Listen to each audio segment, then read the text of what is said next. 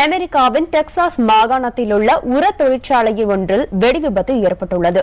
வாகோ என்ற இடத்தில் அமைந்துள்ள அந்த உர தொழிற்சாலையில் ஏற்பட்ட விபத்தில் 2 பேர் உயிரிழந்தனர் என்றும் ஏராளமானவர்கள் காயமடைந்துள்ளதாகவும் தகவல்கள் வெளியாகியுள்ளன.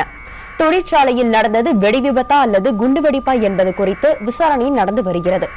மீட்பு பணியில் 6 ஹெலிகாப்டர்கள் ஈடுபட்டுள்ளன.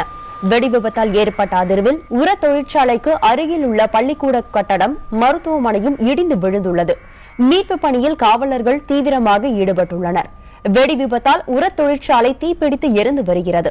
தீயினை அணைக்கும் முயற்சியில் தீயணைப்பு அதிகாரிகள் ஈடுபட்டுள்ளனர். தொழிற்சாலைக்கு அருகில் வசிக்கும் மக்களை வேறு இடத்திற்கு செல்லுமாறு அதிகாரிகள் அறிவுறுத்தியுள்ளனர்.